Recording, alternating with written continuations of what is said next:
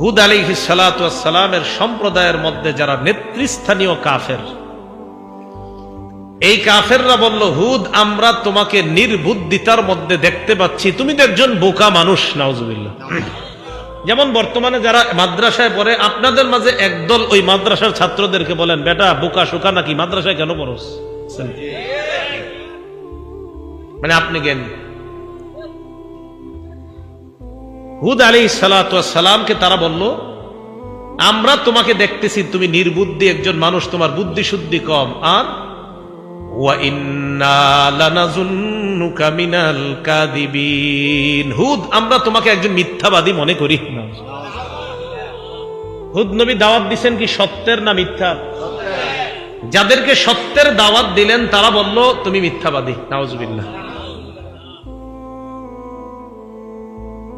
এই যুগেও যদি আপনারা তালাশ করেন, কোরআন হাদিসের স্পষ্ট পিওর কথাগুলা অনেক মানুষকে আপনি বলবেন, বলার পরেও বলবে থুর হুজুর কি বুঝে আন্দাজি, হ্যাঁ নিজের মন মতো কথা বলে। আসলে হুজুর সত্য কথা বলছে, যে কথাটা বুঝে নাই সে হুজুরকে মিথ্যাবাদী বলে, প্রকারান্তরে নিজেই আল্লাহর দরবারে মিথ্যাবাদী সাব্যস্ত হয়। হুদ নবী কি সত্যের দাওয়াত দিছে না মিথ্যার? নেতৃস্থানীয় কাফেররা কি বলল? মিথ্যাবাদী। তো এই চরিত্রগুলা যেন আমাদের মধ্যে না আসে। তো এই কথা বলার পর হুদ আলাইহিস সালাতু ওয়াস সালাম জবাব দিলেন, উবাল্লিগুকুম রিসালাতি রাব্বি ওয়া আনা লাকুম নাসিহুন আমিন। আমি তোমাদেরকে কোনো মিথ্যা কথা বলি না, আমি তোমাদের সামনে কোনো মিথ্যা দাওয়াত দেই নাই। আল্লাহর পক্ষ থেকে যেই দায়িত্ব আমি পেয়েছি, যেই দায়িত্ব দিয়ে আল্লাহ আমাকে পাঠিয়েছেন, এই দায়িত্ব আমি তোমাদের কাছে পৌঁছাই। ওয়া আনা লাকুম নাসিহুন আমিন, আমি তোমাদের একজন বিশ্বস্ত কল্যাণকামী। এই জন্য মনে রাখবেন উলামায়ে কেরাম, আপনাদের জন্য বিশ্বস্ত কল্যাণকামী। কোন আলেম যদি আপনাদের মসজিদের খতিব হিসাবে বলে সুদ খাওয়া হারাম, তো তিনি আপনার জন্য একজন কল্যাণকামী, কারণ তিনি আপনাকে সুদ থেকে ফিরায়া জান্নাতি বানাইতে চায়।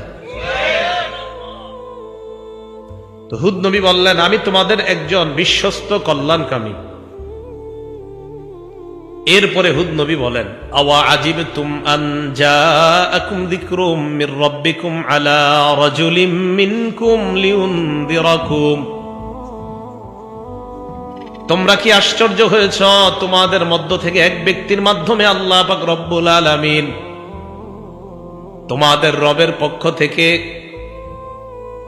জিকির এসেছে, দাওয়াত এসেছে তোমাদের মধ্য থেকে একজন ব্যক্তির মাধ্যমে, এই জন্য কি তোমরা আশ্চর্য হও?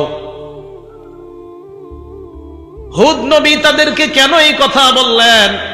মানুষের মধ্যে এই জাতীয় কথা বলা হয়, হুদ আমাদের মতো একজন মানুষ, আমাদের মতো একজন মানুষের কথা কেন আমরা শুনবো? হুদ নবী তাদেরকে বললেন, আওয়া আজিবতুম, তোমরা কি আশ্চর্য হও, আন জাআকুম যিকরুম মির রাব্বিকুম আলা রাজুলিম মিনকুম, তোমাদের কাছে তোমাদের মধ্য থেকে এক ব্যক্তির মাধ্যমে তোমাদের রবের পক্ষ থেকে উপদেশ এসেছে, এই কারণে কি তোমরা আশ্চর্য হও? লিউনযিরাকুম, যে উপদেশের মাধ্যমে তিনি তোমাদেরকে ভয় দেখাইতে চায়, জাহান্নাম থেকে বাঁচিয়ে জান্নাতের দিকে নিতে চায়। এই কথা হুদ নবী তাদেরকে জানিয়ে দেওয়ার পর বললেন, ওয়াজকুরু ইয জাআলাকুম খুলাফা মিন বা'দি কওমি নূহ ওয়া যাদাকুম ফিল খালকি বাসতা। ওয়াজকুরু, স্মরণ করো, ইয জাআলাকুম খুলাফা মিন বা'দি কওমি নূহ, যখন আল্লাহ তোমাদেরকে নূহ নবীর পরে তোমাদেরকে আল্লাহ প্রতিনিধি বানিয়েছেন। ওয়া যাদাকুম ফিল খালকি বাসতা, আল্লাহ তোমাদেরকে দৈহিকভাবে এবং শক্তিতে তোমাদেরকে অনেক বেশি দান করেছেন।